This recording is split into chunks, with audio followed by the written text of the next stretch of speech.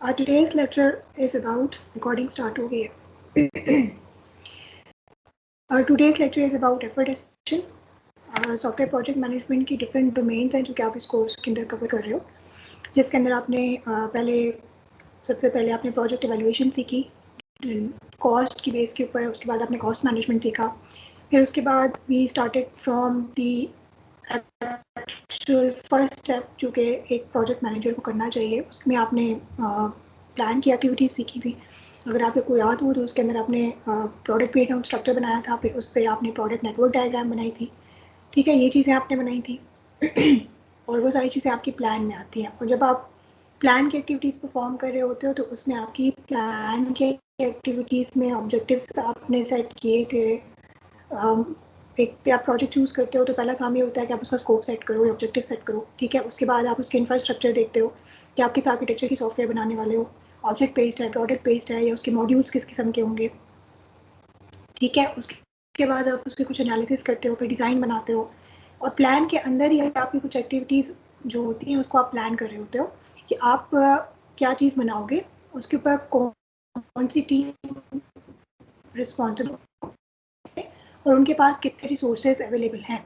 ठीक है, यानी कितने फाइनेंशियल रिसोर्सेज, कितने उसको टेक्निकल रिसोर्सेज चाहिए, कितना उसको टाइम चाहिए, कितना ड्यूरेशन चाहिए कि एक्टिविटी को कंप्लीट होने के लिए. ये सारी चीज़ें अगर आप डिसाइड करते हो. ठीक हो गया. इट मीन्स के प्लान के अंदर आप रिसोर्स प्लानिंग भी कर रहे हो, रिस्क प्लानिंग भी कर रहे हो, मेंटेनेंस आप किस तरह से करेंगे उसकी प्लानिंग भी आप पहले से कर रहे हैं. तो प्लान एक ऐसी चीज़ होती है जिसके अंदर you are actually touching and planning all the domains of software जो कि आप डिटेल में पढ़ रहे होते हो. ठीक है, जैसे आप कॉस्ट मैनेजमेंट या बजटिंग के आपने सारी टेक्निक्स पढ़नी है, आपने डिफरेंट तरीके देखे हैं कि हम किस किस तरह से बजटिंग कर सकते हैं, कहाँ से इंफॉर्मेशन ले सकते हैं. लेकिन वो काम जो कॉस्ट की प्लानिंग होती है, जो कॉस्ट एस्टिमेशन आपने पढ़ी थी, वो आप प्लानिंग के लेवल पे कर रहे होते हो. फिर उसके बाद जब आप अगले स्टेप्स पे जाते हो एनालिसिस के, डिज़ाइन के, वहाँ पे फिर आप बजटिंग कर रहे होते हो. ठीक है, तो ये सारी चीज़ें आप प्लान के अंदर कर रहे थे. आपको मैंने प्रिंस2 मॉडल कराया था. प्रिंस2 मॉडल के अंदर आप ये करते हो कि प्लान करने के लिए उसने आपको एक ईजी तरीका बताया है कि आप प्रोजेक्ट को डिकम्पोज कर सकते हो इन टर्म्स ऑफ कि आपकी कौन सी प्रोडक्ट्स प्रोड्यूस होती हैं during software development. whether they are the products of your software जो कि आप create कर रहे हो, or they are the products which are produced as a result of some activities that you perform, जो कि SDLC की एक्टिविटीज़ होती हैं. लाइक कोई डॉक्यूमेंट है अगर, या कोई आपको हार्डवेयर रिक्वायर्ड है, या आप सप्लायर से कोई चीज़ ले रहे हैं, तो वो भी क्योंकि आपके प्रोजेक्ट का पार्ट होती है, वो as a result of the activities that you are performing in your project produce हो रही होती है. तो उसको भी हम PBS के अंदर इंक्लूड करते हैं. जब आपको ये पता होता है कि आपको कौन कौन सी प्रोडक्ट्स आप प्रोड्यूस करने वाले हो एक सर्टेन ड्यूरेशन के अंदर, तो आपको ये भी पता होता है कि उनमें से कौन सी प्रोडक्ट्स ऐसी हैं जो कि आपको पहले चाहिए, कौन सी बाद में चाहिए, उनको किस सीक्वेंस में बनना चाहिए. डेफिनेटली ये अंडरस्टैंडिंग आपको होती है. लेट्स सपोज अगर मैं SDLC की प्रोडक्ट्स की बात करूँ जिसके अंदर SRS रिक्वायरमेंट की एक प्रोडक्ट है, और डिज़ाइन जो है या क्लास डायग्राम जो है, लेट्स सपोज अगर आपको ऊप इंफ्रास्ट्रक्चर है तो क्लास डायग्राम आपके डिज़ाइन का आर्टिफैक्ट होगा. तो आपको अच्छी तरह से पता है कि आपको जो SRS है it comes before, your feasibility report comes before SRS and SRS comes before the design document. इसी तरह से जो आप सॉफ्टवेयर बना रहे होते हैं उसमें भी आपको अंदाज़ा होता है कि आपने पहले डेटाबेस क्रिएट करना है या आपने पहले इंटरफेस क्रिएट करना है. अगर आपकी इनपुट आउटपुट टाइप की या कोई यूज़र इनिशिएट कर रहा है फंक्शंस, तो इसका मतलब है कि आपको इंटरफेस फ्रॉम द बिगिनिंग आपको बनाना पड़ेगा ताकि फिर आप वहाँ से इनपुट लेके अपने फंक्शंस. आप जैसे एंड्रॉइड डेवलपमेंट होती है मोस्टली, तो उसमें ये करते हैं कि आपका जो बैक एंड की प्रोग्रामिंग है वो पहले यूजुअली ये प्रैक्टिस है जो कि फॉलो की जाती है और बाद में वो इंटरफेस बना लेते हैं उस चीज़ की है. ठीक है, तो इस तरह की आपकी डिफरेंट ट्रेड ऑफ्स हो सकते हैं.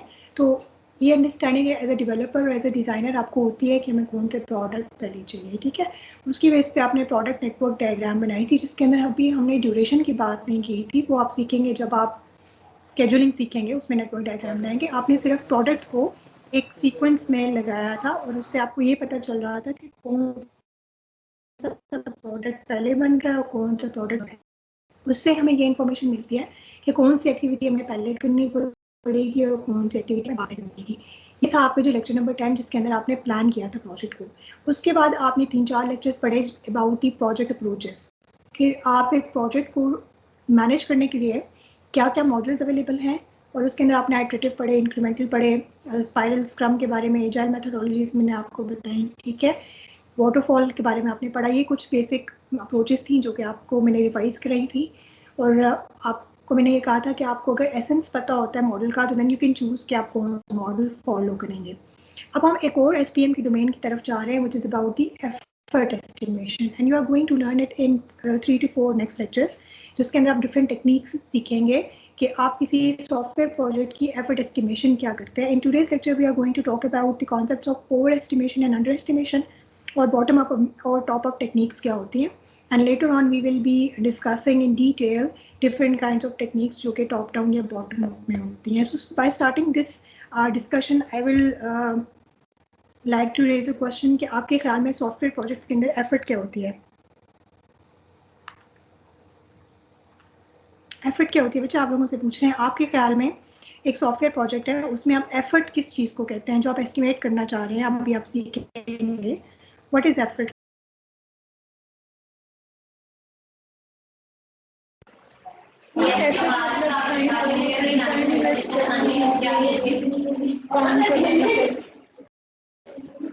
पैसे वगैरह इन्वेस्ट करना चाहिए। अपना टीवी बंद कर दें या आप किसी सेपरेट रूम में बैठे क्योंकि मुझे आपके जवाब की समझ नहीं आ रही, पीछे वाली आवाज़ें मुझे ज़्यादा आ रही हैं।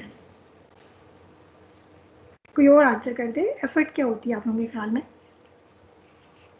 जमशेद अहमद, एफर्ट क्या होती है? जनरली एफर्ट क्या होती है रियल लाइफ के अंदर? एफर्ट आप किस चीज़ को कहते हैं? जमशेद अहमद आपसे पूछ रही हूँ। Okay, you are not present. Namra आप बता सकती है? मैम एफर्ट सॉफ्टवेयर प्रोजेक्ट में हर जो उसका स्पेसिफिक फील्ड होगा उसके डिफरेंट होगा, लेकिन जैसे हम कॉस्ट की बात कर रहे हैं तो उसमें हमने कितने इन्वेस्टर्स को अपने पास बुलाया। अगर हम सॉफ्टवेयर की बात कर रहे हैं तो उसमें कितनी कोडिंग की है, कौन से कोडर ने क्या किया है, ये एफर्ट में आ जाएगा। Somehow you are right. ठीक है, 60 to 70% आपने आंसर बिल्कुल सही किया। That's good that at least you have answered. Effort हम जनरली, मैं आपसे कहती कि रियल लाइफ के अंदर एफर्ट क्या होती है, मतलब आप एक जो हार्ड वर्क पुट ऑन कर रहे होते हैं किसी चीज़ के अंदर, जितने रिसोर्सेज लगा रहे होते हैं उस चीज़ को आप एफर्ट कहते हैं ना। For example if you are preparing for any student is preparing for the exam, so it depends कि हर डिफरेंट स्टूडेंट ने कितनी एफर्ट की है। सो इट डिपेंड्स अपॉन कि आपने क्वालिटी एफर्ट किया है या क्वांटिटी एफर्ट किया है। That's also a different concept कि आप 6 घंटे पढ़ रहे हो कि आप 2 घंटे पढ़ रहे हो। पाँच लोग 2 घंटे पढ़ के क्वालिटी स्टडी करते हैं और पाँच लोग 4 घंटे 6 घंटे पढ़ के भी क्वालिटी स्टडी नहीं कर सकते। So these things are relative when you are defining the effort. तो यही एफर्ट हमारी बेसिकली होती है जब हम सॉफ्टवेयर प्रोजेक्ट मैनेजमेंट के अंदर या सॉफ्टवेयर प्रोजेक्ट्स की बात कर रहे होते हैं। सो लेट्स टॉक अबाउट कि एफर्ट क्या होती है सॉफ्टवेयर प्रोजेक्ट के अंदर। When we are talking about the effort तो हम ये चीज़ देखते हैं कि किसी एक काम को करने के लिए आपके कितने आपके रिसोर्सेज फाइनेंशियल लगे हैं और कितने बंदों ने कितनी देर में काम किया है। For example there is a task that have been completed in 1 week by 2 people। ठीक है, आपके 2 टीम मेंबर्स थे जिन्होंने एक हफ्ते में वो काम कर लिया, तो उनकी एफर्ट थी 2 persons पर वीक, राइट। अब एक टास्क मेरी इस तरह है कि वो एक हफ्ते में मुझे कंप्लीट करनी है, लेकिन 2 बंदे उसको एक हफ्ते में कंप्लीट नहीं कर सकते, वो काफ़ी कॉम्प्लेक्स टास्क है। तो इसके लिए मुझे इतनी एफर्ट चाहिए होगी कि मैं अपने जो ह्यूमन रिसोर्सेज हैं उनको मैं ज़्यादा कर लूँ। मैं टीम के अंदर 3 मेंबर्स कहती हूँ कि ये टास्क मैं 3 मेंबर्स को एलोकेट कर देती हूँ ताकि 3 people can do it and finish it in 1 week, right. So that is the effort that the 3 team members या 3 persons per week have worked on this task. तो इस टास्क के ऊपर जो मुझे एफर्ट रिक्वायर्ड थी वो ये थी कि एक हफ्ते के लिए मुझे 3 लोग अगर इस पर काम करेंगे तो ये टास्क फुलफिल होगी। That is an effort that I require to accomplish certain task, right? Then you can also talk about कि आपकी जब एक टास्क आप 2 हफ्तों में कंप्लीट कर रहे हैं तो कितने रिसोर्स हैं। आपको याद होगा, आप लोगों को मैंने लर्निंग का एक साइकोलॉजी की एक थ्योरी थी जो मैंने आपको समझाई थी, अगर आपको याद हो, जो कि मैंने आपको कहा था कि सॉफ्टवेयर प्रोजेक्ट्स के अंदर भी बहुत एप्लीकेबल है कि आप कि अगर लर्निंग का अगर कोई न्यू टेक्नोलॉजी है तो आपको पता है कि आपका ज़्यादा टाइम लगेगा, आपकी ट्रेनिंग पे भी रिसोर्सेज लगेंगे। तो वो जो आपको एफर्ट करनी पड़ेगी लर्निंग के लिए, ट्रेनिंग के लिए, अपने एम्प्लॉयज़ को एजुकेट करने के लिए, वो सारी भी आपकी एफर्ट के अंदर आ जाएगी। उसके ऊपर जो आपकी कॉस्ट लगेगी वो भी आपकी उस एफर्ट के अंदर आ जाएगी, because these are the efforts that you are doing to get something done, right. So basically जब हम सॉफ्टवेयर प्रोजेक्ट की बात कर रहे होते हैं तो we are actually defining the effort in terms of person, hours and money. Right. Person, human resource, time and cost, इन तीनों चीज़ों को जब हम एक साथ एक उसमें लेके चल रहे होते हैं, मेजर कर रहे होते हैं एक साथ, तो हम ये कह रहे होते हैं कि इस टास्क के ऊपर हमारी इतनी एफर्ट लगी है. सो हम लोग जब ये बात करते हैं कि हमें सॉफ्टवेयर के ऊपर इतनी एफर्ट हम लगा रहे हैं, इतनी हमें एस्टिमेशन करनी पड़ी है, ये हमें क्यों करना पड़ता है? क्योंकि बेसिक हमारा आइडिया ये होता है कि प्रोजेक्ट हमारा सक्सेसफुल क्यों होगा. हम अपने प्रोजेक्ट की सक्सेसफुल होने को डिफरेंट चीज़ों पे मेजर करते हैं, उसके डिफरेंट फैक्टर्स होते हैं. राइट. आपकी एग्रीड फंक्शनैलिटी, आपकी जो प्रोजेक्ट की है, जो रिक्वायरमेंट एग्रीड थी उनको वो फुलफिल कर रहा हो. आप जो प्रोजेक्ट बना रहे हैं वो टाइम पे बने, जो आपने बजट एलोकेट किया है according to that budget it should be completed. और ऐसा ना हो कि आप स्केड्यूल को फॉलो करते करते आप कुछ भी डिलीवर कर रहे हो, आप क्वालिटी सॉफ्टवेयर डेवलप करें. तो अगर एक सॉफ्टवेयर इन सारी चीज़ों को फुलफिल कर रही होती है तो वी कैन से कि ये जो प्रोजेक्ट था इसकी डेवलपमेंट का, that was a successful project. Right. There is a difference between a successful product and successful project. When we are talking about the successful project, तो successful product is one of the factor जो कि आप इसको कर रहे होते हैं, और उसके साथ और बहुत से फैक्टर्स होते हैं जैसे कि बजट हो गई, कॉस्ट हो गया, टाइम हो गया, क्वालिटी हो गई, वो सारी चीज़ें फिर आपकी सक्सेसफुल प्रोजेक्ट के फैक्टर्स होते हैं. सो एक सक्सेसफुल प्रोजेक्ट के लिए हम जो पूरा मैनेजमेंट का हमारा एक क्राइटेरिया है वो यही होता है कि first of all we set our targets and then we attempt to achieve targets. So targets क्या हैं? टारगेट्स ये हैं, आपके टारगेट्स ये भी हो सकते हैं कि आपने क्या प्रोडक्ट प्रोड्यूस करनी है. आपके टारगेट्स ये भी हो सकते हैं कि आपने कितनी देर में प्रोड्यूस करनी है. आपकी टारगेट ये भी हो सकती है कि एक टास्क को अपने $1000 के इन्वेस्टमेंट पे तैयार करना है या $2000 की इन्वेस्टमेंट पे तैयार करना है. आपका टारगेट ये भी हो सकता है कि 2 टीम मेंबर्स एक हफ्ते में कंप्लीट करने हैं या 3 मेंबर्स 4 दिनों में कंप्लीट कर लें. So these are different targets that we set when we are doing the management. Right. और इन सारी चीज़ों को करने के लिए हम कुछ ना कुछ अटैम्प्ट्स कर रहे होते हैं, कुछ मॉडल्स यूज़ कर रहे होते हैं, कुछ टेक्निक्स यूज़ कर रहे होते हैं. तो वो यूज़ करने के साथ साथ हमें एक चीज़ को कैलकुलेट करना आना चाहिए कि हम जो काम कर रहे हैं वो सही कर रहे हैं कि नहीं कर रहे हैं. Effort estimation is basically not the evaluation, it is basically the calculation कि आप ये कितनी एफर्ट लग रही है. It's not evaluation. ठीक है. तो इस चीज़ को आपको डिफरेंस पता होना चाहिए. जब आप कॉस्ट बाय बेनिफिट एनालिसिस, वो जो रेशो और वो चीज़ें आप कर रहे थे, ROI, तो वो सारी एवेल्युएशन थी कि आप प्रोजेक्ट को देख रहे थे कि अगर इतनी इन्वेस्टमेंट है तो कितना फ़ायदा है, अगर ये प्रेजेंट वैल्यू है तो फ्यूचर वैल्यू क्या है. These were called as evaluation, जो कि आप कैलकुलेट करके एवेल्युएट करने की कोशिश कर रहे थे उन रेशोज़ की बेसिस पे, कुछ थंब रूल्स यूज़ करके. ठीक है. एस्टिमेशन ये है कि आप कैलकुलेट कर रहे हो कि आपकी एक टास्क को परफॉर्म करने के लिए आपकी कितनी एफर्ट लग सकती है. सो हमारे पास डिफरेंट मेथड्स हो सकते हैं सॉफ्टवेयर एस्टिमेशन टेक्निक के. There are different top down methods, bottom up methods. कुछ मेथड्स आपके टॉप डाउन में होते हैं, कुछ बॉटम अप में होते हैं. अब आपके डिफरेंट टेक्निक्स हैं, उसमें आप टॉप डाउन भी जा सकते हैं, बॉटम अप भी जा सकते हैं. ये दोनों सिर्फ एक मेथडोलॉजीज़ हैं. टेक्नोलॉजी यूज़ करने के लिए आपकी मर्जी है कि आप टॉप डाउन जाएं या बॉटम अप जाएं. अब उसका क्या मतलब है, that you are going to learn in today's lecture. These are names of few of the techniques that you are going to have introduction with: work breakdown structure, 3-point analysis, function point, multiplication, analogy, COCOMO model, Delphi models.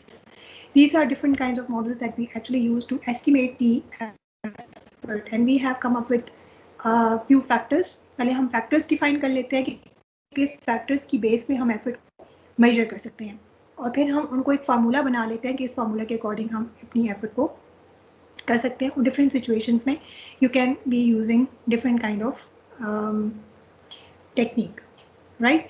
So estimation के साथ कुछ problems क्या आपको face आप कर सकते हो estimation के टाइम पे एज अ प्रोजेक्ट मैनेजर.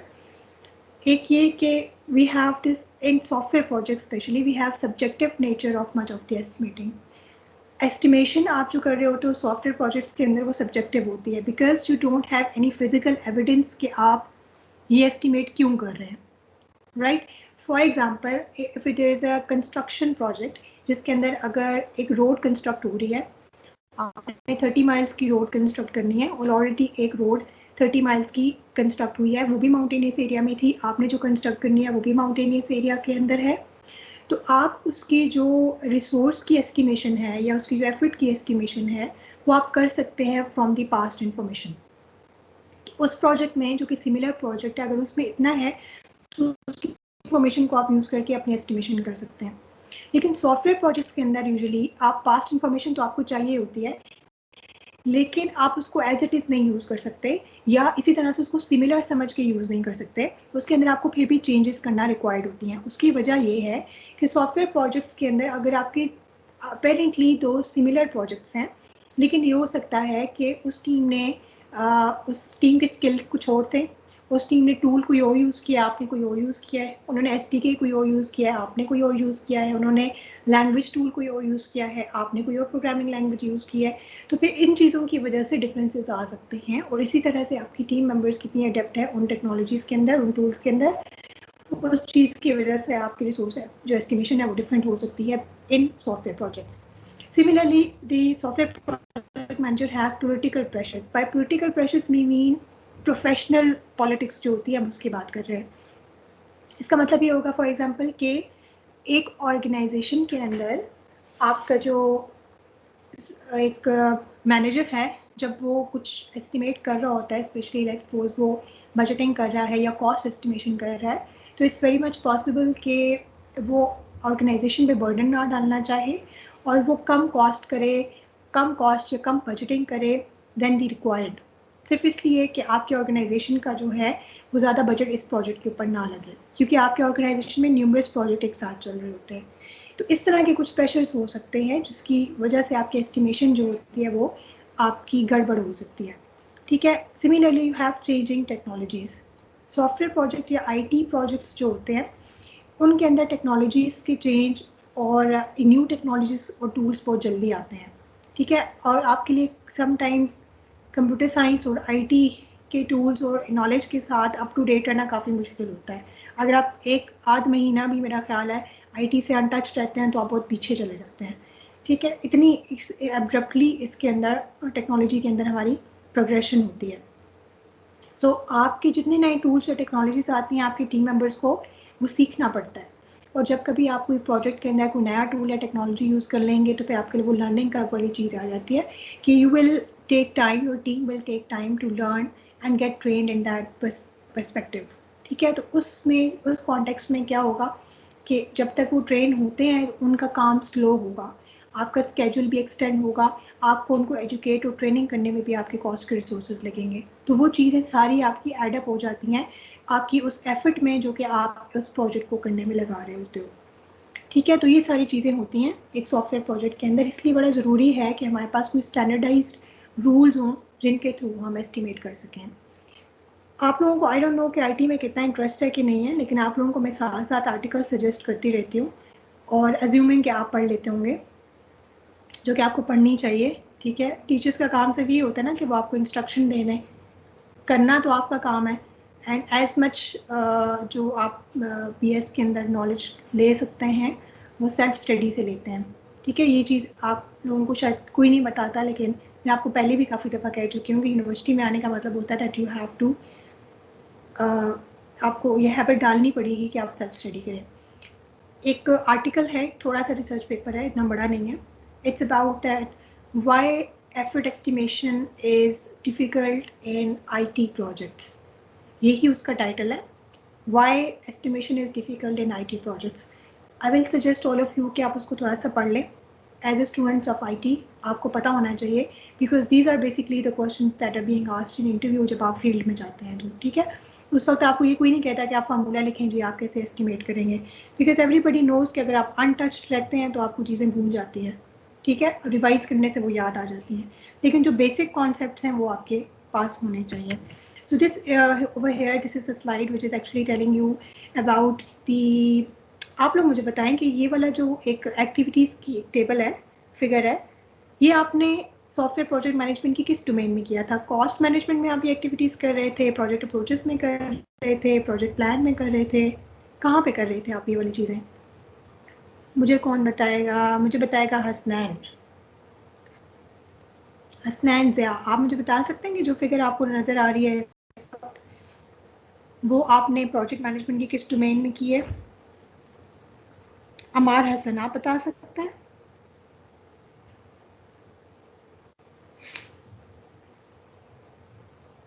अमार हसन, आप बता सकते हो?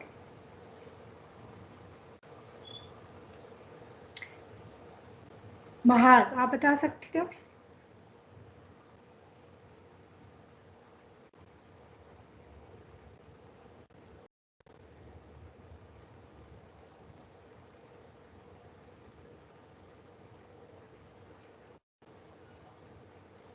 जो बता सकते हैं बेटा वो जवाब दे दे मुझे। मोहम्मद उस्मान, मैम प्रोजेक्ट आप बता प्लानिंग में सकते हो? हाँ जी, हाँ बिल्कुल, प्रोजेक्ट प्लानिंग की एक्टिविटीज़ है जिसके अंदर आप स्कोप या ऑब्जेक्टिव्स करते हो, उसके बाद इंफ्रास्ट्रक्चर बताते हो, ठीक है, फिर प्रोजेक्ट के करैक्टरिस्टिक्स आप डिफाइन करते हो, फिर आपने प्रोडक्ट एंड एक्टिविटीज़ निकाली थी, पीबीएस बनाया था और उसकी नेटवर्क डायग्राम बनाई थी उन प्रोडक्ट की एक्टिविटीज़ की। This diagram basically tells you कि एफर्ट एस्टिमेशन जब आप एक प्लानिंग कर रहे होते हैं तो आपकी जो एफर्ट एस्टिमेशन है, I have missed a point when I was giving you the introduction के एफर्ट एस्टिमेशन जो होती है आपकी, वो सॉफ्टवेयर के डिफरेंट फेजेस में आप कर सकते हो, ठीक है। वो आप कॉस्ट मैनेज के टाइम पे भी कर सकते हो, वो आप प्लानिंग के टाइम पे भी कर सकते हो, वो आप फिजिबिलिटी रिपोर्ट के टाइम पे भी कर सकते हो। ये एस्टिमेशन आपकी रिक्वायर्ड हो सकती है डिफरेंट फेजेस में, इसकी कोई खास फेज नहीं होती, ठीक है। तो एस्टिमेशन आपकी डिफरेंट फेजेस में जहाँ में भी आपको रिक्वायर्ड हो एफर्ट को कैलकुलेट करना तो आप वो कर सकते हैं, आप प्लानिंग में करते हैं, ठीक है, फिजिबिलिटी रिपोर्ट के टाइम पे करते हैं, उसके बाद आप जब एनालिसिस लेवल पे पहुंचते हैं उस टाइम पे भी आप कर सकते हैं फिर एस्टिमेशन, ठीक है, जब आप एनालाइज करना चाह रहे होंगे।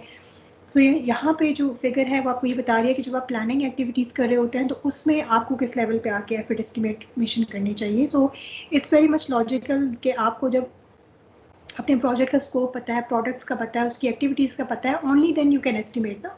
आपको प्रोडक्ट्स का पता होगा, एक्टिविटीज़ का पता होगा, तो आप एस्टिमेट कर सकते हो कि कितने लोग काम करें और कितने दिन तक काम करेंगे, ठीक है। तो इट मीन्स कि जब आप पीबीएस बना लेते हो और प्रोडक्ट नेटवर्क डायग्राम बना लेते हो तो उसके बाद आप एफर्ट एस्टिमेशन की जो एक्टिविटीज़ यहाँ पे सीखोगे वो आप परफॉर्म कर सकते हो, प्लानिंग के 5th लेवल पे आके आप कर सकते हो, और उसके बाद आप बाकी रिस्क वाले काम करेंगे। अब आप ये भी देख सकते हो कि अगर आप एस्टिमेट आपने किया होगा only then you can allocate resources, तो ये भी एक लॉजिकल सी बात है, इसमें याद करने वाली चीज़ नहीं है कि क्या सीक्वेंस होगा, ठीक है। तो यहाँ पे आके आपकी after you have identified the product and activities, soon after that you can do the effort estimation, क्योंकि आपकी जो रिक्वायर्ड इन्फॉर्मेशन जो आपके एफर्ट एस्टिमेशन के लिए चाहिए होती है वो यहाँ तक आपको मिल जाती है कि आपने क्या बनाना है, उसके लिए क्या एक्टिविटी करनी है। तो फिर आप उसको एस्टिमेट करना शुरू कर देते हो कि उस एक्टिविटी को परफॉर्म करने के लिए कितने रिसोर्सेज चाहिए इन terms of money, in terms of person, in terms of time, ठीक हो गया। Then we have a concept in effort estimation which is applicable in every kind of project, not even only not only in software project but every kind of project in real projects as well. Over and underestimation. Overestimation is when required estimation से ज़्यादा आप उसकी जो effort है वो estimate कर लेते हैं, और underestimation is जब आप required effort से कम estimation करते हैं. So overestimation is like कि आपका पार्किंसंस लॉ है जो कि सारे स्टूडेंट्स ने मोस्टली सुना होता है, it's very famous, very popular, work expands to fill the time available, और मेरे ख्याल में स्टूडेंट्स इसके सबसे बड़े एग्जाम्पल हैं। स्टूडेंट्स के ऊपर पार्किंसंस लॉ बहुत एप्लीकेबल होता है। क्या आप लोग अपने बारे में बता सकते हैं कि आप लोग अपनी लाइफ में एज अ स्टूडेंट कहाँ पे पार्किंसंस लॉ अप्लाई होता है आप लोगों का?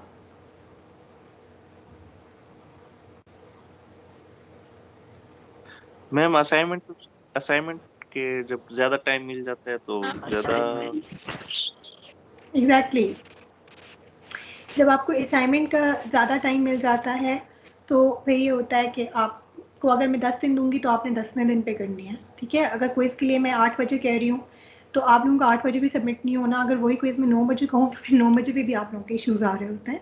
तो यही चीज़ होती है कि जब आप किसी चीज़ को जितना टाइम देते हैं वो चीज़ आपका जो एफर्ट है वो उतनी एक्सपैंड होती जाती है क्योंकि आप रिलैक्स हो जाते हैं।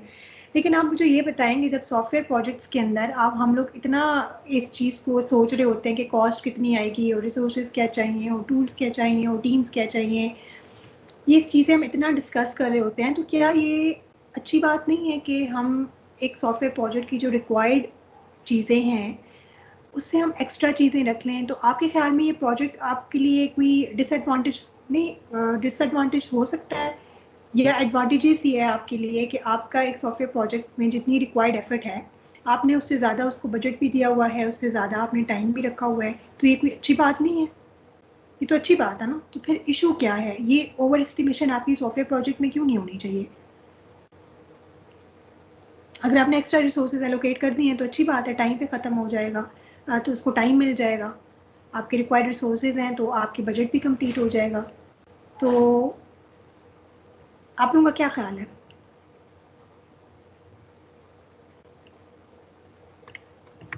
अच्छी सॉफ्टवेयर बात प्रोजेक्ट नहीं में है मैम। अच्छी बात नहीं है, ये मैं पूछ रही हूँ ना, क्यों? मैम सबसे पहले तो खर्चा ज्यादा होगा, टाइम ज्यादा खर्च होगा, इसके अलावा वो जो ठेकेदार होगा या समथिंग जो भी होगा वो रिलैक्स होगा बिल्कुल। ठीक है, सॉफ्टवेयर प्रोजेक्ट्स के अंदर ठेकेदार तो कोई नहीं होता, ठीक है, क्योंकि टीम में आप काम कर रहे होते हो। ठेकेदार आपकी ऑर्गेनाइजेशन ही होती है इसके अंदर, पर overall anyways we were talking about, because we are talking about जो सॉफ्टवेयर प्रोजेक्ट्स, उसकी टर्म्स में मैं बात करूंगी। उसमें डेफिनेटली हर एक प्रोजेक्ट में ये होता है कि अगर आप जितना टाइम देते हैं आपकी टीम रिलैक्स हो जाती है। सॉफ्टवेयर प्रोजेक्ट्स के अंदर अगर आप ज़्यादा टाइम देते हैं तो उसका कोई फ़ायदा नहीं है, या ज़्यादा रिसोर्सेज देते हैं, लाइक एक्स्ट्रा टीम ऐड कर लेते हैं, तो आपके लिए एक ओवरहेड है कि आप एक्स्ट्रा लोगों को मैनेज कर रहे हैं जो ज़रूरत से ज़्यादा है, ठीक है, आप उनको उसको पे कर रहे हैं। सेकेंडली, एक ऑर्गेनाइजेशन के अंदर हमेशा सॉफ्टवेयर प्रोजेक्ट्स तो एक टाइम पे बहुत सारे प्रोजेक्ट्स चल रहे होते हैं ना, जैसे कंस्ट्रक्शन प्रोजेक्ट्स हो तो सालों पे 5-5 साल चल रहा है तो चलो उसकी और बात है, लेकिन सॉफ्टवेयर प्रोजेक्ट्स इस तरह के होते हैं जो कि आपके मैक्सिमम कुछ प्रोजेक्ट्स आपके 6 मंथ्स के होते हैं, कुछ 1 ईयर के होते हैं, बहुत कॉम्प्लेक्स जो होंगे वो 1-2 साल के होते हैं। तो एक ऑर्गेनाइजेशन यूजुअली आपकी सॉफ्टवेयर प्रोजेक्ट के अंदर जो कॉम्पिटिशन लेवल होता है वो यही होता है कि आप जल्दी उसको आप ज़्यादा प्रोजेक्ट्स बनाएं और अच्छे प्रोजेक्ट्स बनाएं, ठीक है। तो अगर आप एक ही प्रोजेक्ट को लेके बैठे हुए हैं तो आपकी ऑर्गेनाइजेशन कब दूसरे प्रोजेक्ट्स के ऊपर काम करेगी, अगर आपकी टीम एक ही प्रोजेक्ट के साथ बिजी रहेगी। तो सॉफ्टवेयर प्रोजेक्ट में definitely it's not very good option कि आप उसके ओवर एस्टिमेशन करें, ठीक है। और अंडर एस्टिमेशन ये होती है कि आप एस्टिमेट कम करें, लाइक आप बहुत नैरो स्केड्यूल्स रखें और रिसोर्सेज भी हिसाब के दें। तो थोड़ा सा अंडर एस्टिमेशन में ये आपका मसला हो सकता है कि जब आप नैरो स्केड्यूल रखते हैं तो आपके जो आपके टीम मेंबर्स होते हैं उनके ऊपर प्रेशर ज़्यादा पड़ता है, उस प्रेशर के अंडर हो सकता है कि उनकी परफॉर्मेंस ज़्यादा अच्छी ना हो, ठीक है। तो आपने एक बैलेंस रखना होता है। सो यहाँ पर एक विनबर्ग्स 0th लॉ ऑफ रिलायबिलिटी है एक, जो कि एक अंडर एस्टिमेशन के लिए बताया जाता है कि उसने ये कहा है कि a software project that does not have to meet a reliability requirement can meet any other requirement. ये एक आपका ह्यूमरिस्टिक टाइप का कोड है, जिसका मतलब बेसिकली ये है कि अगर आप किसी सॉफ्टवेयर को बहुत नैरो स्केड्यूल रखते हो और आपने जल्दी बनानी है तो आप जल्दी बना सकते हैं, उसकी जितनी भी रिक्वायरमेंट्स हों आप सॉफ्टवेयर को जल्दी डेवलप कर सकते हैं, रिक्वायर्ड टाइम से ज़्यादा या कम टाइम के अंदर भी, टाइट स्केड्यूल के अंदर भी, अगर आपको किसी रिक्वायरमेंट की रिलायबिलिटी की ज़रूरत नहीं है। यानी वो ये कहना चाह रहा है कि अगर आप उसकी क्वालिटी को फॉलो नहीं करना चाहते फिर तो आप कितनी भी रिक्वायरमेंट्स हो वो आप नैरो स्केड्यूल में बना सकते हैं। तो इसका मतलब इनडायरेक्टली ये है कि नैरो स्केड्यूल के अंदर ये पॉसिबल है कि आप अगर बहुत ज़्यादा टाइट स्केड्यूल रखेंगे तो क्वालिटी आपकी कॉम्प्रोमाइज्ड हो जाएगी सॉफ्टवेयर सिस्टम की, ठीक हो गया। So these are different kinds of things जो कि हमें ओवर एस्टिमेशन या अंडर एस्टिमेशन में फेस करना पड़ता है। यहाँ पे एक और लॉ है जो कि सोशल साइंसेज का लॉ है और this is applicable on software estimation as well, जो कि कहता है, जिसकी जो स्टेटमेंट है वो ये है that putting more people on a late job makes it later. यानी कि अगर एक जॉब आपकी टास्क लेट हो रही है उसके ऊपर आप ज़्यादा लोग और ऐड करेंगे कि ये काम जल्दी हो जाए। यूजुअली ऐसे होता है ना कि आपने एक टास्क परफॉर्म करनी है एक हफ्ते के अंदर, उधर आपने 2 टीम मेंबर्स को रिस्पॉन्सिबल किया हुआ है, लेकिन वो टास्क आपकी लेट हो रही है, उन्होंने चौथे दिन तक 50% काम भी नहीं किया हुआ, तो आप क्या करते हो, आप एक्स्ट्रा लोग ऐड कर दो कि चलो इनको भी साथ लगाओ ये काम जल्दी से कर लो। तो आप लोगों के ख्याल में ये एक अच्छी ऑप्शन क्यों नहीं है? Why is Brooks saying that putting more people on a late job makes it later? How do you think that is going to affect your schedule more? यानी वो आपको और लेट कर देगा।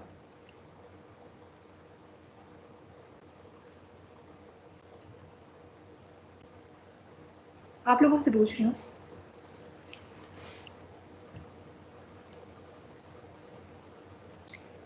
बाबर अली, आप बता सकते हैं ऐसा क्यों है कि अगर आप एक टास्क पे ज़्यादा लोग लगाएं तो वो ज़्यादा लेट हो जाएगी? क्या ये सही बात है?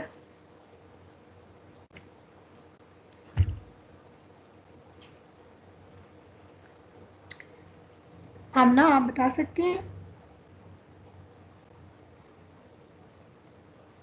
जी मैम जब ज़्यादा लोग एक दूसरे पे डिपेंड कर रहे हैं मतलब कि वो कर रहे हैं। आई हैव नो आइडिया आमना कि आप क्या कह रही हैं, क्योंकि आपकी इतनी डिस्टॉर्शन है पीछे, पता नहीं आप इतने शोर में बैठ के लेक्चर कैसे सुन रही हैं, हिम्मत है वैसे आपकी। मैम हाँ जी, अब सही आ रही है आवाज़। मेरी आ रही है? हाँ जी, सवाल आपकी आ रही है। Yes ma'am. मैम जितने ज़्यादा लोग होंगे उतना ही मतलब उतने सारे टीम को मैनेज करना डिफ़िकल्ट होगा, और मतलब जो नए बंदे आएंगे उनको मतलब वो सारा सिनेरियो अंडरस्टैंड करने में भी टाइम लगेगा। बिल्कुल यही बात होती है। अगर एक तो आपकी जॉब लेट हो रही है उसमें तो कभी ये अच्छी ऑप्शन नहीं होती कि आप उसके अंदर ज़्यादा लोग ऐड कर दें, क्योंकि वो फिर जाएंगे अपनी इन्फॉर्मेशन गैदर करेंगे, वो ये पता करेंगे अभी तक कितना काम हो गया, क्या काम करना था, वो डिवीजन करेंगे, ट्रेन होंगे, समझेंगे, फिर करेंगे, तो उसमें आपकी और ज़्यादा जॉब लेट हो जाएगी। और जनरली भी इस तरह से होता है कि अगर आपकी एक टास्क पे आप रिक्वायर्ड से ज़्यादा टीम लगा दोगे, तो अगर मतलब आपके 2 माहिर लोग हैं तो वो ठीक है, अगर आप उसके साथ 3-4 ऐसे ही एक्स्ट्रा लगा रहे हो तो वो आपको उनको ट्रेन भी करना पड़ेगा। आपका एक ओवरहेड होगा ऑन प्रोजेक्ट मैनेजर के, उसको ज़्यादा टीम मेंबर्स को मैनेज करना पड़ेगा, ज़्यादा उनको रिसोर्सेज देखने पड़ेंगे, उनकी सैलरीज देखनी पड़ेंगी। तो ये बेहतर होता है कि जितने रिक्वायर्ड टीम मेंबर्स हैं आप उतने ही रखें, ज़्यादा या कम आपके ना हो। ठीक है, दिस इज दूसरा, ये 2-3 चीज़ें हैं जो कि आपको at the time of estimating या जब आप एलोकेट कर रहे होते हैं रिसोर्सेज, वो ज़रूरी होती है। So there is some kind of information that you will be needing for estimation, that is information about the past projects. जो भी आपकी सिमिलर प्रोजेक्ट्स हैं आप उनकी परफॉर्मेंस देख सकते हो कि उसमें किस तरह से स्केड्यूल किया गया था और वो किस तरह एंड अप हुआ है। ज़रूरी नहीं है कि पास्ट प्रोजेक्ट का स्केड्यूल बिल्कुल ठीक हो, साथ में आपने ये भी कंक्लूजन भी देखनी होती है कि वो स्केड्यूलिंग अच्छी थी या नहीं थी। ठीक है, and also you need to be able to measure the amount of work involve, कि आप एक एक्टिविटी को करने के लिए कितना वर्क चाहिए, आपकी ये कैपेबिलिटी होनी चाहिए एज अ प्रोजेक्ट मैनेजर कि आप उसको मेजर कर सकें। इसको मेजर करने के डिफरेंट आपको फैक्टर्स प्रोवाइड किए गए हैं इन टेक्निक्स के अंदर, जिसमें से एक ही एग्जांपल है source line of codes. Usually ये कहा जाता था कि आप जब वर्क कितना होगा, हम ये कहते हैं जी इस प्रोग्रामर ने 1000 लाइन्स ऑफ कोड्स लिखने हैं। ठीक है, तो वो हम इसको एक मेजरमेंट ऑफ साइज कर लेते थे, सॉफ्टवेयर का साइज को हम कहते थे कि जितने लाइन्स ऑफ कोड्स हैं that is the size of software, and that was one form of measurement जो कि यूज़ की जाती है टेक्निक्स के अंदर। इसके अलावा फिर आप फंक्शन पॉइंट सीखेंगे और डिफरेंट पॉइंट्स निकालना सीखेंगे, उसमें आप उनको ग्रेड करना सीखेंगे, स्केल करना सीखेंगे, और फिर उन वैल्यूज़ को आप यूज़ करते हैं फार्मूलाज के अंदर। ठीक हो गया, तो अब हम कुछ कॉन्सेप्ट्स ले लेते हैं जो कि हमें ये वाले चाहिए होंगे इन चीज़ों के अंदर। ठीक है, तो हमें एक हिस्टोरिकल डेटा चाहिए, ठीक है, सिमिलर प्रोजेक्ट्स का, और जब आपके जो एस्टिमेटिंग मेथड्स जितने भी होते हैं वो सारे आपके पास प्रोजेक्ट्स की इंफॉर्मेशन से आप ले सकते हैं कि इस एक्टिविटी अगर सिमिलर एक्टिविटी थी तो उसको हम कितने टीम मेंबर्स दे सकते हैं। ठीक है, और वहाँ से आपको ये भी पता चल जाता है कि एक्स्ट्रा टीम मेंबर्स थे, एक को कम कर लें या टाइम को कम कर लें तो ये काम फिर भी हो सकता है। तो इस तरह की इंफॉर्मेशन आपको पास प्रोजेक्ट से मिल सकती है। ठीक है, लेकिन सॉफ्टवेयर प्रोजेक्ट्स के अंदर जैसे कि मैंने आपको कहा, दूसरे जो प्रोजेक्ट्स होते हैं उनके मुकाबले में सॉफ्टवेयर प्रोजेक्ट्स के अंदर अगर आप पास्ट इन्फॉर्मेशन ले भी रहे हैं तो कुछ चीज़ें हैं जो कि आपको देखनी पड़ती हैं, लाइक कि उनकी प्रोग्रामिंग लैंग्वेज डिफरेंट है, उनका जो स्टाफ जिसने उस प्रोग्राम पे काम किया था और उस टूल पे काम किया था उनका एक्सपीरियंस उस टूल के साथ डिफरेंट है। आपके टूल में हो सकता है वो ज़्यादा स्किल्ड हो तो वो कब जल्दी कर लें। ठीक है, इस तरह से डिफरेंट टर्मिनोलॉजीज जो आपकी यूज़ होती है। तो एक सॉफ्टवेयर सिस्टम के लिए बहुत बड़ा इंटरनेशनल डेटाबेस अवेलेबल है एस्टिमेशन के लिए, पुराने प्रोजेक्ट्स का, मेजर प्रोजेक्ट्स का। वो सॉफ्टवेयर इंजीनियर्स या सॉफ्टवेयर जो प्रोजेक्ट मैनेजर्स हैं वो फॉलो कर सकते हैं। दिस इज़ अवेलेबल ऑनलाइन, और इसके अंदर थाउजेंड्स ऑफ प्रोजेक्ट्स की एस्टिमेशन और प्रोजेक्ट्स की जो है वो डेटाबेस में डेटा जो है वो पड़ा हुआ है एज अ रेफरेंस जो कि आप एस्टिमेशन के लिए यूज़ कर सकते हैं। So it's very good on part of software project manager कि उनको इतना डेटा अवेलेबल है। ठीक है, दूसरी चीज़ का ख्याल है एज एन एसपीएम जब आप एस्टिमेशन कर रहे हैं तो किस चीज़ में करना है कि आप किसी एक्टिविटी के लिए जो रिक्वायर्ड वर्क है उसको कैसे मेजर कर सकते हो। ठीक है, तो जब आप किसी चीज़ के लिए किसी सॉफ्टवेयर की एक्टिविटी का वर्क मेजर कर रहे होते हो तो उसमें टाइम और कॉस्ट शायद मेजर करना आसान होता है क्योंकि उसके अंदर आपकी वैल्यूज़ होती हैं। ठीक है, उनको आप फिगर्स में कैलकुलेट कर सकते हो, लेकिन इनके साथ जो एसोसिएटेड चीज़ें होती हैं उनको भी आपने देखना होता है। जैसे बार बार मैं कह रही हूँ कि एक एक्टिविटी को परफॉर्म करने के लिए अगर आपका स्किल्ड वर्कर है तो उसका टाइम कम लगेगा। अगर आपका स्किल्ड वर्कर नहीं है, आप उसको ट्रेन कर रहे हो तो आपकी कॉस्ट भी ज़्यादा लगेगी और आपका स्केड्यूल भी ज़्यादा लगेगा, तो आपकी ड्यूरेशन ऑफ द एक्टिविटी ज़्यादा हो जाएगी। ठीक है, तो टेक्नोलॉजी आप जो यूज़ करें, अगर आप न्यू टेक्नोलॉजी यूज़ कर रहे हैं तो आपका कोई भी टीम मेंबर हो उसको आपको ट्रेन करना पड़ेगा। तो ये वाली जो चीज़ें होती हैं इनको आपने इंक्लूड करना होता है when you are measuring the work and when you are measuring the time and cost. You have to look for कि आपका कितना एक्सपीरियंस है, आपके टीम मेंबर का और कौन सी टेक्नोलॉजी आप यूज़ कर रहे हैं, क्या वो उसके लिए न्यू है या वो उसमें स्किल्ड है। इसके अलावा यूजुअल प्रैक्टिस हमारी ये होती है कि हम सॉफ्टवेयर प्रोडक्ट जो बना रहे होते हैं उसके साइज़ को मेजर करते हैं। उसके साइज़ को मेजर करने के लिए डिफरेंट फैक्टर्स हैं। यहाँ पे 3 फैक्टर्स की एग्जांपल आपको फिलहाल दी गई है, इसकी आप अंडरस्टैंडिंग बना लें before we go on to the techniques. ये है हमारे पास सोर्स लाइन ऑफ कोड, नीचे चला गया, it's SLOC, source line of codes and thousands of lines of codes. K stands for thousands, right? Thousands of lines of codes. तो इसका मतलब ये होगा सोर्स लाइन ऑफ कोड्स का ये होता है कि टोटल कितने लाइन ऑफ कोड्स हैं, और 1000 लाइन्स ऑफ कोड्स का ये मतलब होता है कि 1000 लाइन्स ऑफ कोड्स के हिसाब से आप देख रहे होते हो कि 1000 लाइन ऑफ कोड लिखने के लिए कितना टाइम रिक्वायर्ड है या 2000 लिखने के लिए, तो आप थाउजेंड्स की टर्म्स में बात कर रहे होते हो।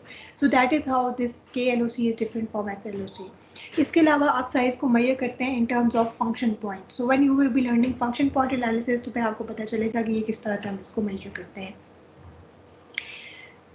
Okay, this slide tells you about the taxonomy of estimating methods. जो मेथड्स हैं आप यूज़ जो कर सकते हैं, आपके पास बॉटम अप टेक्निक्स होती हैं।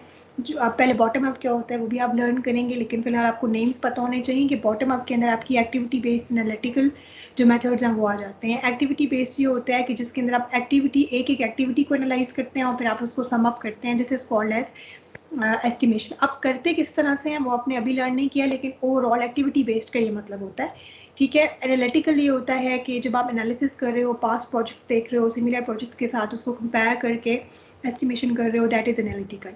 Then you have parametric and algorithmic model, जिसके अंदर आपके कोकोमो फंक्शन पॉइंट्स इस तरह के टेक्निक्स आ जाती हैं, ठीक है। वो भी आप सीखेंगे। एक्सपर्ट ओपिनियन आ जाती है, जिसमें आप सिर्फ एक्सपर्टीज से जो है वो आप एक काइंड ऑफ सजेशंस ले रहे हो कि किस तरह की एस्टिमेट होने चाहिए।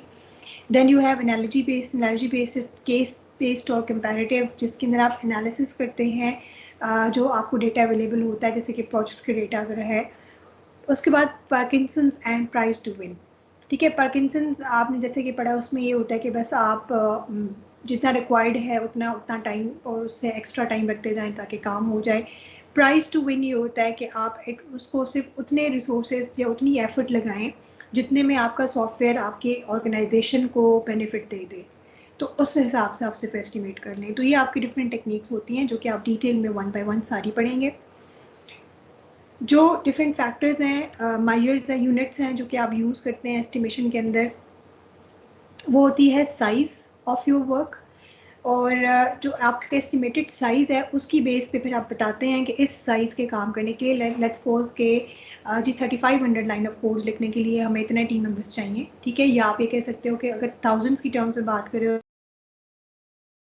1000 होना चाहिए, दूसरे हफ्ते में 3000 आपके लाइन ऑफ कोड्स होने चाहिए। तो it means कि when you have estimated the size, then on the basis of the size you can estimate effort and the duration जो कि आपको ज़रूरत होती है। जैसे कि अभी आप लोग FYP के लिए गैंट चार्ट्स बनाते हैं, तो यूजुअली बच्चे ऐसे ही बना देते हैं। गैंट चार्ट के अंदर जब आप लिख रहे होते हैं ना कि हम SRS बनाएंगे और उसके साथ आपने फिर डे रखा होता है, तो मैं यहाँ में SRS के लिए रिक्वायरमेंट स्पेसिफिकेशन के लिए अगर आपसे बात करें उससे पहले रिक्वायरमेंट इंजीनियरिंग और वो आ जाती है, तो हो सकता है गैदरिंग पे आपका 1 हफ्ता लगना चाहिए। क्यों? क्योंकि आप इन्फॉर्मेशन गैदर करते हैं, आप लिटरेचर रिव्यू करते हैं, आपको लोगों से इंटरव्यू करना चाहिए, आप जो सॉफ्टवेयर बना रहे हैं उनसे रेलिवेंट लोगों को, उसके जो रेलिवेंट एक्टर्स होंगे आपके प्राइमरी एक्टर्स, उनको थोड़ा सा इंटरव्यू करें ताकि आपकी फंक्शनल रिक्वायरमेंट्स बन के आ जाएँ, ठीक है। तो उस पर आपके 5-6 दिन लग सकते हैं। अगर आप रिक्वायरमेंट एलिस्टेशन पे सिर्फ 1 डे रखते हो तो इट मीन्स कि आपने ड्यूरेशन गलत रखी है। आपकी एटलीस्ट टाइम के टर्म्स में एफर्ट जो है वो 3-4 दिन ज़रूर होने चाहिए गैदरिंग के लिए, ताकि आप इंटरव्यू कर सको, रिसर्च कर सको, उसके बाद you can come up with requirements, ठीक है। तो ये चीज़ होती है कि आपका जो भी एक्टिविटी होती है उसका पहले आप साइज़ डिटरमिन करते हो और साइज़ की बेस पे फिर आप डिटरमिन कर सकते हो कि इसकी कितनी ड्यूरेशन लगेगी, और एफर्ट का मतलब है कि कितनी कॉस्ट और कितने बंदे उस चीज़ के ऊपर काम कर सकते हैं। फॉर एग्जांपल जैसे मैंने आपको रिक्वायरमेंट गैदरिंग की बात की, तो उसमें अगर आप 2-3 लोगों को रिक्वायरमेंट गैदरिंग पे लगा देते हो, एक इंटरव्यूज़ कर रहा है और एक लिटरेचर रिव्यू कर रहा है और तीसरा बंदा जो है वो साथ साथ डॉक्यूमेंटेशन कर रहा है आपकी इन्फॉर्मेशन से, तो इसका मतलब है कि जो काम पहले अगर एक बंदा 5-6 दिन में कर रहा था, तो अब डिवीजन करने की वजह से ये काम आपका 2 या 3 दिन में हो सकता है। तो that is how actually you create the Gantt charts. तो जब आप ड्यूरेशन बना लेते हैं तो स्केड्यूल गैंट चार्ट आपको ऑटोमेटिकली स्टार्ट और एंड डेट्स सारे डेवलप करके दे देता है। तो ड्यूरेशन ये होती है कि आपको साइज़ की बेस पे पता हो कि कितने दिनों में काम चाहिए, और एफर्ट ये होती है कि फिर आपको कितने बंदे काम करेंगे और उस पर कितने आपके कॉस्ट के रिसोर्सेज आ जाएंगे। तो यूजुअली जब हम एफर्ट की बात करते हैं उसका मतलब ये होता है कि कितने बंदे कितनी देर में काम करेंगे एक टास्क के ऊपर। ठीक हो गया। उसके बाद प्रोजेक्ट साइज़ की दोबारा से बात कर लेते हैं कि आप प्रोजेक्ट साइज़ को किस तरह से मेजर कर सकते हैं। और प्रोजेक्ट साइज़ को जो मेजर करना होता है it's a very complex problem in terms of effort, क्योंकि ये एक इंट्यूशंस की बेस पे आप ये चीज़ें बेसिकली कर रहे होते हैं। और साइज़ की जो डिफरेंट फैक्टर्स आपने बनाए हैं वो कभी किसी एक प्रोजेक्ट के आइडिया के ऊपर या उसके अकॉर्डिंग जो है वो एप्लीकेबल होते हैं, और बास फैक्टर्स वहाँ पे आके एप्लीकेबल नहीं होते, उनमें कुछ ना कुछ ड्रॉबैक्स या शॉर्ट कमिंग्स होती हैं। ठीक है, तो दो मैट्रिक्स जो अभी तक प्रोजेक्ट साइज़ के लिए यूज़ किए जाते हैं वो सोर्स लाइन ऑफ कोड्स हैं और फंक्शन पॉइंट है। आजकल जो ज़्यादा काम हो रहा है वो फंक्शन पॉइंट के ऊपर हो रहा है, क्योंकि आपकी कुछ शॉर्ट कमिंग्स होती हैं SLOC के अंदर, जिसकी वजह से फंक्शन पॉइंट ज़्यादा बेटर समझा जाता है। जो आपके स्मॉलर प्रोजेक्ट्स होते हैं जिनके अंदर आपके ख्याल में कोडिंग कम होती है, लाइन ऑफ कोड्स कम होंगे, तो उसमें आप SLOC आराम से यूज़ कर सकते हैं। अदरवाइज जो बड़े प्रोजेक्ट्स हैं उसमें बेहतर ही होता है कि आप फंक्शन पॉइंट यूज़ करें, because there are major shortcomings which are associated with SLOC। क्योंकि देखें लाइन ऑफ कोड्स में ये होता है कि अगर आपके डिफरेंट प्रोग्रामर्स कोड कर रहे हैं तो सेम चीज़ अगर दो डिफरेंट प्रोग्रामर कोड कर रहे हैं तो दोनों के लाइन्स ऑफ कोड्स डिफरेंट होंगे। इसी तरह से आपके जो कंप्यूटर साइंटिस्ट थे या जो मैनेजर्स हैं वो अभी तक किसी एक उनके कंसेंट से कभी कोई एक चीज़ एक मैट्रिक नहीं बना अभी तक कि लेट्स सपोज आपकी डिक्लेरेशंस हैं तो उसको भी आप लाइन ऑफ कोड्स में गिनते हैं कि नहीं गिनते। ठीक है, फॉर एग्जांपल आपकी वेरिएबल की डिक्लेरेशन है, अगर आप 3 integer variables let's suppose 3 integer variables आप डिक्लेयर कर रहे हो इन जावा या इन सी, तो आप क्या लिखते हो int a, b, c। लेकिन एक दूसरा प्रोग्रामर है वो ये कर सकता है, जब उसको a चाहिए होगा वो int a बनाएगा, आगे चल के जब उसको चाहिए तो उसने int b बनाया, int c बनाया। तो वही 3 वेरिएबल्स जो एक प्रोग्रामर ने एक लाइन के अंदर डिक्लेयर किए हैं, कोई प्रोग्रामर ऐसा हो सकता है जो जिसने उनको 3 लाइन ऑफ कोड्स में डिक्लेयर किया हो। तो क्या फिर हम ये कहेंगे कि उसकी जो सॉफ्टवेयर है वो ज़्यादा कम्प्लेक्स है और इसकी वजह से उसकी लाइन्स ऑफ कोड ज़्यादा हैं और उस सॉफ्टवेयर का साइज़ ज़्यादा है, तो हम अकॉर्डिंगली फिर उसको हम ड्यूरेशन भी ज़्यादा कर दें, तो that will not be appropriate, right. तो SLOC के साथ जो सोर्स लाइन ऑफ कोड्स हैं उसके साथ ये कुछ शॉर्ट कमिंग्स थी जिसकी वजह से फंक्शन पॉइंट आए थे, लेकिन जो स्मॉलर प्रोजेक्ट्स होते हैं उसमें अभी भी कुछ लोग SLOC को यूज़ कर सकते हैं। So these are the major shortcomings जो कि मैं आपको बता चुकी हूँ। Now there are 2 techniques that we are going to talk about, and these are used in the techniques that you will be learning in next few lectures. तो इसके साथ आपकी नो-हाउ होनी चाहिए bottom up technique and top down technique. Bottom up technique ये होती है कि आप लाइक बॉटम की एक्टिविटीज से ऊपर एग्रीगेट करते जा रहे होते हो। ठीक है, जो आपकी एक्टिविटी बेस्ड आपने पीछे एक टेक्निक पढ़ी थी वो आपकी बेसिकली बॉटम अप टेक्निक होती है कि जब आपने अपनी एक्टिविटी को अपने सॉफ्टवेयर को, जैसे आपने प्रोडक्ट ब्रेक डाउन स्ट्रक्चर के अंदर प्रोडक्ट्स में डिवाइड किया था ना, फिर आपने उसकी एक्टिविटी को भी डिवाइड किया था। तो अगर आप उसके ऊपर बॉटम अप टेक्निक करेंगे एस्टिमेशन, तो उसके लिए ये होगा कि आप पर्सन और वर्क उनका एफर्ट कैलकुलेट करोगे, कितने लोग कितने टाइम में इस एक्टिविटी पे काम करेंगे, एक्टिविटी जी पे, एक्टिविटी एक्स पे, एक्टिविटी वाई पे, then you go up and then you go on the another level, यानी हायरार्किकल लेवल में आप जाते जाते हो और फिर आपकी ओवरऑल पूरे प्रोजेक्ट की जो एस्टिमेशन है या जो डेज हैं, जो एफर्ट है, वो आपकी एस्टिमेट हो जाती है। ठीक है, सो बॉटम अप एस्टिमेशन आपको उस वक्त करनी चाहिए जब आपके पास उस तरह के कोई प्रोजेक्ट, अपने प्रोजेक्ट की भी इंफॉर्मेशन कम हो और उसके सिमिलर प्रोजेक्ट का डेटा भी आपके पास अवेलेबल ना हो। ज़ाहिर सी बात है कि जब आप प्लानिंग लेवल पे एक चीज़ को एस्टिमेट कर रहे हैं तो हो सकता है आपकी प्लानिंग लेवल पे प्रोजेक्ट का बहुत सारी इन्फॉर्मेशन होती है जो कि प्लानिंग लेवल पे अवेलेबल नहीं होती। जब आपका प्रोजेक्ट एक दफ़ा रनिंग कंडीशन में आ जाता है तो आपकी सिचुएशंस चेंज होती जाती हैं। तो उस केस में ये बेहतर होता है कि आप बॉटम अप जो हैं आप बॉटम अप एस्टिमेशन करें कि हर एक्टिविटी की एफर्ट अलग अलग एस्टिमेट करें, पर्सन और टाइम, यानी कि कितना बंदे कितने टाइम में इस एक्टिविटी को परफॉर्म करेंगे वो आपकी एफर्ट होती है। हर एक्टिविटी के लिए आप डिफरेंट एस्टिमेशन करें और फिर आप उसको सम अप करते जाएं। तो जब आप सबको सम अप करते जाएंगे, ऊपर टॉप पे जब आप पहुंचेंगे तो आपका जो ओवरऑल पूरा प्रोजेक्ट है उसकी आपकी एस्टिमेशन हो गई भी होगी और आपको पता चल जाएगा कि पूरे हमारे सॉफ्टवेयर के ऊपर कितना टाइम लग रहा है। यूजुअली जब आप ये बॉटम अप टेक्निक कर रहे होते हो, बॉटम अप आपने एस्टिमेशन कर रहे होते हो, तो इसमें आपको याद होगा आपने WBS पढ़ा था, वर्क ब्रेक डाउन स्ट्रक्चर। आपको याद होगा कि जब SDLC की एक्टिविटीज़ आप प्लान कर लेते हो तो उन एक्टिविटीज़ को आप हायरार्किकल फॉर्म में वर्क ब्रेक डाउन स्ट्रक्चर में डिसाइड, जैसे आपका पीबीएस था उसी तरह की शक्ल होती है, लेकिन पीबीएस में प्रोडक्ट की हायरार्की होती है, वर्क ब्रेकडाउन स्ट्रक्चर में आपकी एक्टिविटीज़ की हायरार्की होती है। ठीक है, तो उसमें ये होता है कि जो आपकी सिबलिंग्स होती हैं, ट्री के फॉर्म में आपका वर्क ब्रेकडाउन स्ट्रक्चर होता है ना। ठीक है, तो वो जो आपकी सिबलिंग्स होती हैं वो इस तरह की होती हैं जो कि आपकी पैरेलल में वो एक्टिविटीज़ परफॉर्म हो सकती हैं, जो एक लेवल पे होती हैं, और जो एक लेवल पे होंगी पहले आप सारी उनको परफॉर्म करेंगे, then you can go to the next level. ये होता है आपके पास work breakdown structure in which you have decomposed all the software development activities into an hierarchical form. तो जब आपने बॉटम अप एस्टिमेशन करनी होती है तो आप ये कर सकते हैं कि अपने प्रोजेक्ट को वर्क ब्रेकडाउन स्ट्रक्चर बना लें। आपके पास अगर प्रोडक्ट ब्रेकडाउन स्ट्रक्चर होता है तो उसको आप कन्वर्ट कर सकते हो, उसको आप एक्टिविटी ब्रेकडाउन स्ट्रक्चर बना सकते हो, तो वो वर्क ब्रेकडाउन स्ट्रक्चर बन जाता है। ठीक है, तो ये डिपेंड करता है आपको, जब टेक्निक्स आती हैं तो आपको उनको यूज़ करना आना चाहिए। So what you do is कि आप अपने प्रोजेक्ट को डिकम्पोज कर लेते हो डिफरेंट वर्क प्रोजेक्ट्स के अंदर, वर्क प्रोडक्ट्स के अंदर, वो आपका वर्क ब्रेकडाउन स्ट्रक्चर बन जाता है। और फिर आप हर ब्रेकडाउन स्ट्रक्चर को आप नीचे से, आप जो जिसका लीफ नोड होता है वहाँ से आप स्टार्ट करते हो अपनी एक्टिविटी को एस्टिमेट करना, and then you go up. ठीक है, अगर आप एक चीज़ नोटिस करें तो जब हम बॉटम अप एस्टिमेशन कर रहे हैं तो उसके लिए first we are decomposing the project from top to down, and then we are estimating the project from bottom up. आपको मेरी बात समझ आ रही है या आप लोगों को इस चीज़ में कोई कंफ्यूजन है? जो स्टेटमेंट मैंने अभी बोली है कि जब आप बॉटम अप एस्टिमेशन कर रहे होते हैं तो पहले आपको ये करना पड़ता है कि आप टॉप से डाउन पे उसको डिकम्पोज करते हो। तो एक्चुअली ये चीज़ आपको अंडरस्टैंड करनी चाहिए कि जब भी आप बॉटम अप एस्टिमेशन की बात कर रहे हैं तो उस एस्टिमेशन से पहला स्टेप हमारा ये होता है कि हम प्रोजेक्ट को टॉप से डाउन पे डिकम्पोज करें, और उसके बाद डाउन से अपवर्ड हम जाते हैं टू एस्टिमेट।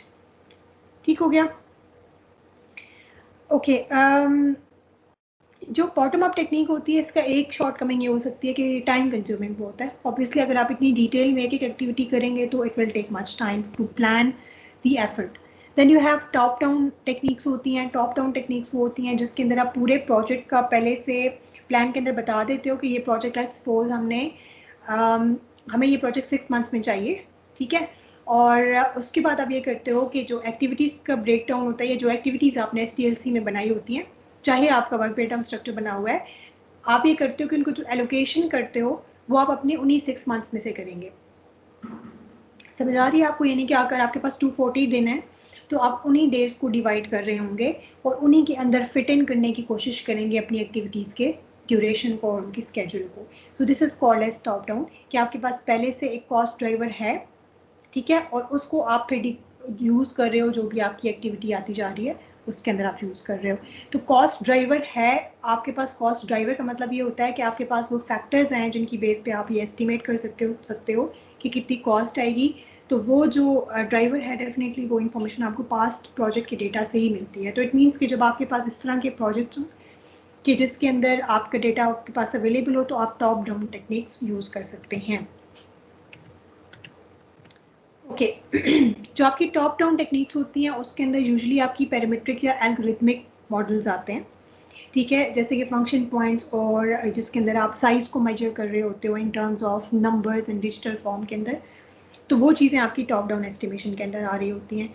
सो यहाँ पे एक एग्जांपल मैंने आपको सिर्फ दिए, बहुत ही सिंपल और बेसिक एग्जांपल, जिसके अंदर आप सिस्टम साइज़ को सोर्स लाइन ऑफ कोड्स के अंदर जब आप मेजर कर रहे होते हो।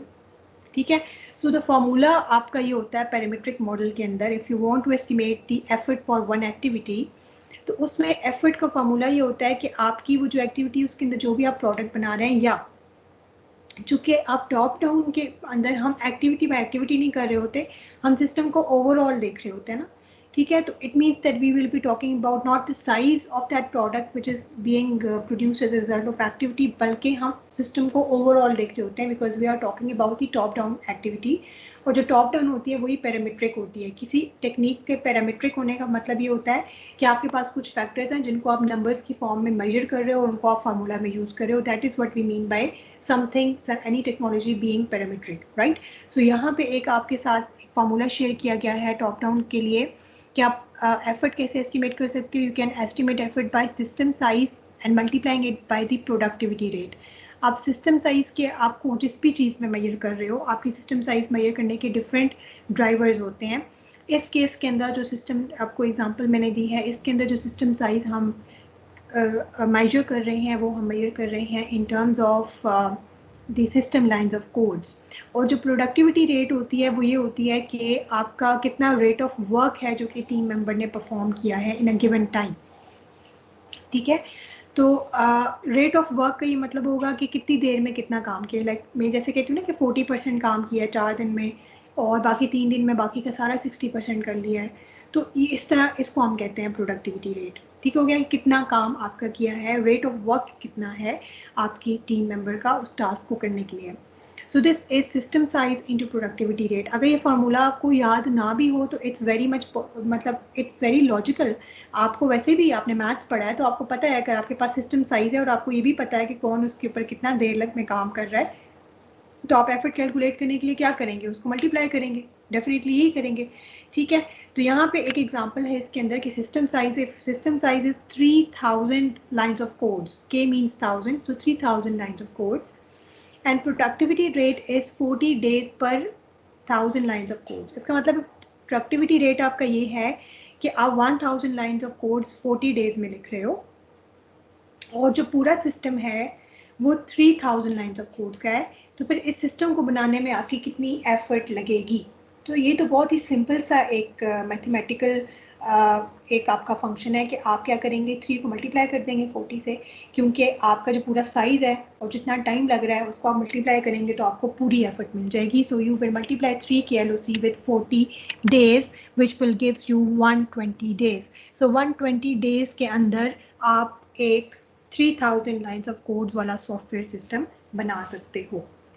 ठीक है, और यहाँ पे हमने जो ड्राइवर्स यूज़ किए हैं एफर्ट को मेजर करने के लिए, they are system size and the productivity rate. यहाँ पे एक आपको ग्राफिकल एक डायग्रामेटिकल फॉर्म में मैंने आपको टॉप डाउन एस्टिमेट बताया है कि क्या होता है कि आपके पास ओवरऑल प्रोजेक्ट का टोटल आपको एस्टिमेट पता होता है, उसको आप डिवाइड कर देते हो उसकी एक्टिविटीज़ के ऊपर। ठीक है, और ये होता है आपका टॉप डाउन टेक्नोलॉजी मेथडोलॉजी कि लेट्स सपोज आपके पास एक प्रोजेक्ट है जिसके अंदर 100 डेज आपके अवेलेबल हैं, आपने 100 डेज में ये प्रोजेक्ट कंप्लीट करना है। तो उसमें से कुछ दिन आप डिज़ाइन को दे देंगे, कोडिंग में और टेस्ट में। फॉर एग्जांपल 30% डिज़ाइन को दे दिया, 30% कोड को, 40% टेस्ट को, तो 30 डेज डिज़ाइन को गए, 30 डेज कोड को, 40 डेज टेस्ट को। So you are actually dividing this whole duration that is available to you over your activities. अब चूँकि यहाँ पे मैं किसी प्रोजेक्ट का एग्जांपल नहीं है इसलिए मैंने प्रोजेक्ट की एक्टिविटीज़ लिखी हुई हैं, डिज़ाइन, कोड एंड टेस्ट। जब आप अपने किसी प्रोजेक्ट की बात कर रहे होते हैं तो उसके अंदर आपकी जितनी एक्टिविटीज़ होती हैं उनको आपने यहाँ पे आपने ऐड करना होता है। ठीक है, लेट्स सपोज अगर आप कोई एंड्रॉइड डेवलपमेंट कर रहे हैं तो उसके अंदर आप जो भी उसकी पहले आप रिक्वायरमेंट गैदरिंग करते हैं, फिर आपको उसका इंटरफेस डिज़ाइन की एक एक्टिविटी होगी, उसके बैक एंड की एक एक्टिविटी होगी। अगर आप उसके साथ कोई इंटीग्रेशन कर रहे हैं डेटाबेस की, इंटरनेट की या नेटवर्क किसी की, उसकी उस एक्टिविटी की एक अलग ड्यूरेशन होगी। तो सारी एक्टिविटीज़ को आप अलग अलग से टाइम देते हैं। ठीक है, तो जो भी आपके प्रोजेक्ट्स हैं, जैसे कि आपने अपने सेमेस्टर के लिए भी प्रोजेक्ट प्रपोज किया हुआ है, तो उसके लिए भी जब आप एफर्ट एस्टिमेशन करेंगे आगे चल के, तो फिर आपको ये पता होना चाहिए कि आपकी उसके अंदर आप क्या क्या एक्टिविटीज़ परफॉर्म करेंगे। और अभी आप लोग तो प्रोडक्ट बेस्ड ऑन स्ट्रक्चर भी बना चुके हैं ना, तो फिर तो आपके लिए ये डिसाइड करना बड़ा आसान है कि एक्टिविटीज़ क्या होंगी। सो that is how this works. This is the last slide which actually tells you a real life example of a Microsoft project and gives you the comparison between the top down estimate and the bottom up estimate. I'm going to open this link for you because I don't expect you कि अगर मैं आपसे कहूँगी कि पढ़ लें तो आप पढ़ लेंगे। So I'm just going to give you a quick look on this link, this article, जो कि आपने बाद में घर जाके पढ़ना है। ठीक है, और डिटेल के अंदर पढ़ना है। I am just going to show you that how different Gantt charts has been produced as a result of different techniques. तो टॉप डाउन में कैसा Gantt चार्ट बना है और बॉटम अप में कैसा Gantt चार्ट बना है। Okay, everyone can see this article. यहाँ पर एक आपका प्रोजेक्ट है एक माइक्रोसॉफ्ट का for repairing and improving the piping, और उसकी डिफरेंट एक्टिविटीज़ हैं जिसके अंदर उन्होंने टॉप डाउन और बॉटम अप एस्टिमेशन की है। यहाँ पर जो आपकी जो फर्स्ट फिगर है, this is telling you about the top down estimation. ठीक है, मैं इसको क्लिक कर रही हूँ। You can see the now you can see it clearly. ठीक है, ये आपकी कुछ एक्टिविटीज़ हैं और टॉप डाउन में ये होता है कि आपके पास ओवरऑल डेज होते हैं, उनको आप फिर डिवाइड कर रहे होते हो। तो टॉप डाउन में जब जो भी गैंट चार्ट टूल आप यूज़ कर रहे हैं, हम क्रिएटली यूज़ कर सकते हैं, गैंट चार्ट प्रो यूज़ कर सकते हैं, MS प्रोजेक्ट मैनेजमेंट यूज़ कर सकते हैं, ये सारे मैंने आपको कहे थे कि आप उनको देख के आएँ। लिंक्स भी मैंने शेयर किए थे आप लोगों के साथ, that was your reading assignment अगर याद हो तो। बहरहाल ये आपके गैंट चार्ट्स बनाने का ये तरीका होता है कि आप टास्क नेम देते हो, ड्यूरेशन बताते हो, स्टार्ट और फिनिश डेट, और ये जो टेबल है वो खुद बहुत क्रिएट हो जाता है। एक और जो आप इन्फॉर्मेशन इसके अंदर डाल सकते हैं वो टीम मेंबर्स की इन्फॉर्मेशन डाल सकते हैं। यहाँ पे आप मेंशन कर सकते हो टीम मेंबर्स के नाम लिख सकते हो अगर आप किसी ऑर्गेनाइजेशन में काम कर रहे हो। जैसे कि आप अगर FIP के अंदर अपनी टीम मेंबर्स के ग्रुप मेंबर्स के नाम लिखते हो कि ये वाली एक्टिविटी ये वाला ये मॉड्यूल ये वाला बंदा करेगा। So this is one thing over here it's important कि जब आप ड्यूरेशन दे रहे होते हैं तो आपको एटलीस्ट ये पता होना चाहिए एज ए मैनेजर कि इस चीज़ पे कितना हमारा टाइम लग सकता है। ठीक है, टॉप डाउन के अंदर ये होता है कि ये जो माइक्रोसॉफ्ट ने ये गैंट चार्ट प्रोड्यूस किया है, ये इन्होंने एक ऑटो स्केड्यूल किया हुआ है, you can see over here एक ऑटो स्केड्यूल एक आपका गैंट चार्ट है। ऑटो स्केड्यूल का मतलब ये है होता है कि आप उसको सिर्फ अपने टोटल डेज बताते हो और उसके बाद आप अपनी ड्यूरेशन शायद बता देते हो और फिर ऑटो स्केड्यूल हो जाता है कि ये आपका इस दिन पे होना चाहिए, आपके इस दिन पे होना चाहिए, आप प्रायोरिटी अपनी एक्टिविटी की बता देते हो, इन सीक्वेंस में ये एक्टिविटीज़ होनी चाहिए। उसकी बेस पे आपका एक ऑटोमेटिकली गैंट एक स्केड्यूल जो है वो जनरेट हो जाता है। यहाँ पर अगर आप देखो तो 17 डेज आपको रिक्वायर्ड है, एक सिस्टम 17 डेज के अंदर आपने बनाना है, इम्प्रूव करने हैं पाइप और उनको रिपेयर करना है। तो उसके अकॉर्डिंग आपके जो स्केड्यूल क्रिएट हुआ है वो ये है, ये आपकी डिफरेंट एक्टिविटीज़ हैं और ये उनका स्केड्यूल है जो कि आपको बता रहा है कि कौन सी डेट तक आपका क्या काम होगा। Now we are going to have a look on the Gantt chart that was produced after doing the bottom up estimation. ये इन्होंने बॉटम अप एस्टिमेशन की है। बॉटम अप एस्टिमेशन ये थी कि इन्होंने ये किया कि जो आपके एक्टिविटीज़ थी उनको उन्होंने मैन्युअली सबकी ड्यूरेशन खुद दिए कि इस एक्टिविटी पे इतना टाइम लगेगा, इस पे इतना टाइम लगेगा, और वो जब एस्टिमेट कर चुके तो ओवरऑल फिर आपके पूरे सिस्टम के कितने दिन लगेंगे वो आपके कैलकुलेट हो गए। So if you see the difference over here, जब आपने एक्टिविटी बाय एक्टिविटी एक एस्टिमेशन किया है तो उसने आपको बताया कि आपके 19 डेज लगेंगे इस सिस्टम को बनने पे। So over here there are 2 activities, installing piping and thrust block. इसमें कुछ एक्टिविटीज़ शायद इस तरह की हैं, ये जो आपका रेड वार्निंग लाइन है ये आपको उन मेजर एक्टिविटीज़ का बता रही है जिसमें आपका डिफरेंस आ रहा है दूसरे गैंट चार्ट या दूसरे स्केड्यूल के अंदर, और इसका डिफरेंस किसी भी वजह से आ सकता है। आपने ड्यूरेशन क्यों ज़्यादा रखी है वो प्रोजेक्ट मैनेजर को पता होगा, लेकिन इस मीन्स कि इस एक्टिविटी को परफॉर्म करने के लिए जो टास्क आपने रखे हैं उसके अंदर उन प्रोसेसेस में कोई ना कोई प्रोसेस ही आपकी ऐसी है जो कि डिले हो रही है। So there is a difference on this. So what does this black line means? What does this red line means? That is all that is discussed in this article that you will be discussing, and this is part of your syllabus. So if I'm going to ask any question regarding this example, आपको उसकी know how होनी चाहिए। ये बहुत छोटा सा बस ये कुछ आर्टिकल है, इसको आप पढ़ लें। It's a real life example है जिससे आपको ये समझ आ जाएगी कि टॉप डाउन और बॉटम अप एस्टिमेशन का मतलब क्या है। इसके अंदर शायद किसी टेक्निक का नाम लिखा हो कि फंक्शनल पॉइंट यूज़ किए या जो भी, तो वो उन्होंने इसमें एक्सप्लेन नहीं किया। आपको सिर्फ फिलहाल स्केजुलिंग की समझ आनी चाहिए और डिफरेंस की समझ आनी चाहिए। नेक्स्ट हम फंक्शन पॉइंट भी सीखेंगे, और उसके अलावा ये जो नीचे कंक्लूजन लिखा हुआ है ये बहुत इंपॉर्टेंट लाइन्स हैं, ये बहुत इंपॉर्टेंट पैरा है, ये आपने पढ़ना है, जिसमें आपको वो ये बता रहा है कि किस तरह से डिफरेंस आया है और कौन सी एस्टिमेशन इस प्रोजेक्ट के लिए एक बेटर अप्रोच है for estimating the effort. That is end of today's lecture. If you have any questions, you can ask right now.